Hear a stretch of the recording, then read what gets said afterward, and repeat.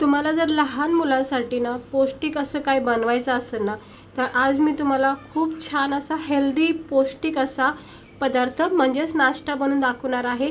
हा नाश्ता तुम्ही फक्त 1 वाटी ज्वारीच्या पिठापासून बनवू शकता। भरपूर भाज्या टाकून हेल्दी टेस्टी आणि पौष्टिक असा हा नाश्ता तुम्ही लहान मुलांच्या टिफिनसाठी किंवा सकाळच्या नाश्त्यासाठी बनवून देऊ शकता। पाहू शकता ह्याला तुम्ही ज्वारीचे धिरडे सुद्धा बोलू शकता।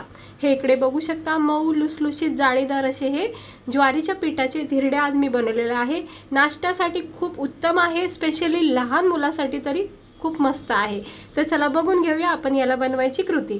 तर इकडे मी 1 वाटी ज्वारीचं पीठ घेतलंय, पाहू शकता 1 वाटी ज्वारीचं पीठ आता एका बाउलमध्ये आपण टाकून घेऊया। कसं असतं ना, लहान मुलं ज्वारीच्या भाकरी बाजरीच्या भाकरी असं कधी खात नाहीत, कंटाळा करतात आणि त्याच्यामध्ये किती गुणधर्म आपल्यालाच माहीत असतं, त्यामुळे ना त्यांना हे गरजेचं आहे। आता मी 1 वाटी ज्वारीच्या पिठासाठी 3 चमचे रवा, अंदाजे छोटी वाटी अर्धी असा रवा घेतलाय, बारीक रवा। रवाच्या जागी तुम्ही 3 चमचे तांदळाचं पीठ सुद्धा वापरू शकता। आता याच्यामध्ये मी काही भाज्या टाकते, अशा भाज्या टाका जे तुमचे लहान मुलांना खायला कंटाळा करतात।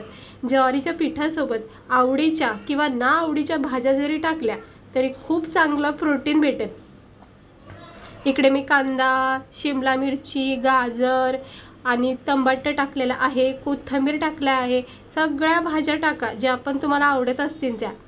पालक टाकू शकता, म्हणजे मी कोथिंबीर टाकली बघा, तिथे तुम्ही पालक चिरून टाकू शकता किंवा मेथी बारीक चिरून टाकू शकता। खूप सारे भाज्याचे ऑप्शन आहेत आणि नाही टाकलं तरी फक्त कांदा, टमाटर, मिरची आणि कोथिंबीर बस आहे। पण लहान मुलांसाठी जर बनवत असाल तर भाज्या ह्या पौष्टिक असतात, त्यामुळं भाज्या टाका। आता मी सगळ्या थोड्या थोड्या भाज्या टाकून घेतलेल्या आहेत। आता आपण याच्यामध्ये ना चवीनुसार मीठ टाकणार आहोत।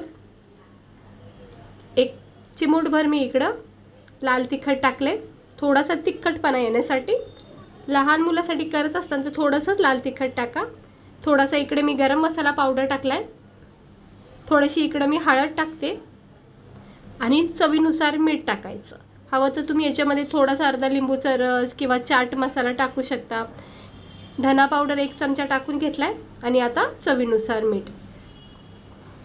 आणि आता सगळ्यात महत्त्वाचं ह्याला चांगलं मिक्स करून घेणं आहे।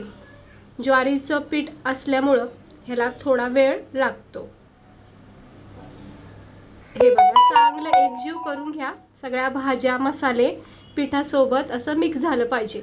मग नंतर थोडं थोडं पाणी टाकून याचा छानपैकी असा रनी बॅटर बनवा, म्हणजे जितके आपल्याला धिरडे बनवता येतील, पोळ्या बनवता येतील अशा पद्धतीने याचा बॅटर बनवा।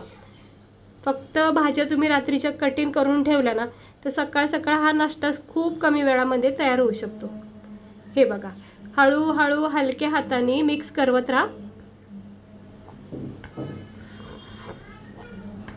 चांगल्या प्रकारे याला एकजीव करून घ्या। हे बघा असं क्रीमी टेक्स्चर बनवायचं, अगदी पाण्यावानी करायचं नाही। हे बघा जवळून तुम्ही बघू शकता, हे असा क्रीमी टेक्स्चर बनवा। मस्तपैकी सगळ्या भाज्या, ज्वारीचं पीठ, रवा वगैरे सगळं एकजीव झालेलं आहे। थोडा वेळ झाला की आपण लगेच गरमागरम ह्याला बनवून घेऊया।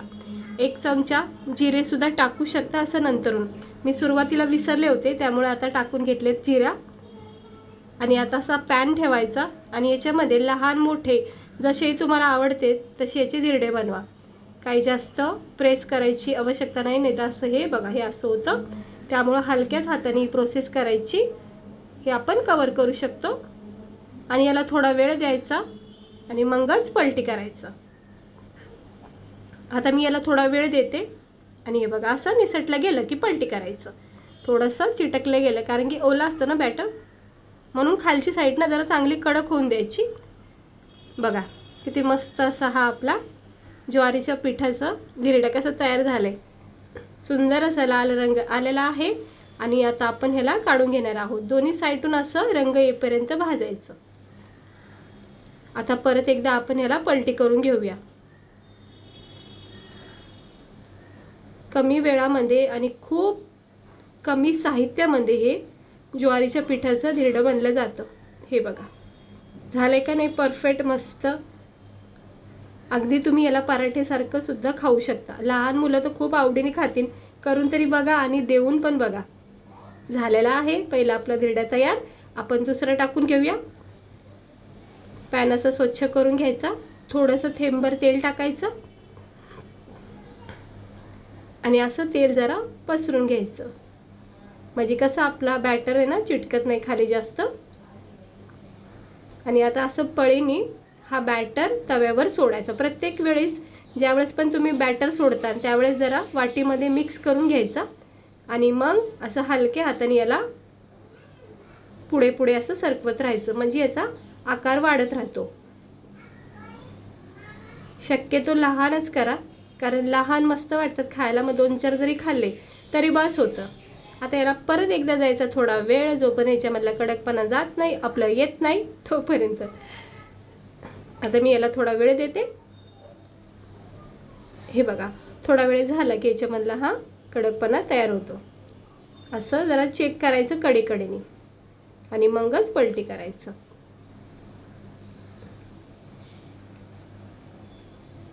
बस, आता आपण याला पलटी करूया. हे असे परफेक्ट धिरडे आपले ज्वारीच्या पिठाचे तयार होतात. असे 2-4 आता करून घेते. सुरुवातीचे चांगलं असं हलक्या हाताने याला प्रेस करायचं, म्हणजे खालची साईड सुद्धा व्यवस्थित भाजली जाते. खूप मस्त नाश्ता आहे बरं का हा. सकाळी एकदा नक्की ट्राय करून बघा. ज्वारीचं पीठ असंही खात नाही जास्त आवडीने, त्यामुळं ज्वारीचं पीठ वापर करून आपण खूप सारखा असा हा हेल्दी नाश्ता बनवू शकतो. चांगला भाजून निघालेला आहे. आता ह्याला सुद्धा मी काढून घेते. जितकं चांगल्याला कडक भाजतात तितकंच चांगला हा टेस्ट याची लागते. चला, याला सुद्धा आता मी काढून घेते आणि 2-4 करून घेते आणि मग आपण याला गरमागरम सर्व करूया.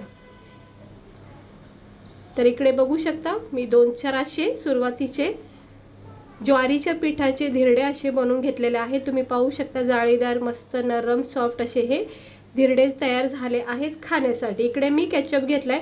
खोबऱ्याची चटणी किंवा सांबार वगैरे घेऊ शकता, किंवा असं तिखट चटणी आपली लाल मिरच्याची वगैरे खूप भारी लागते बरं का.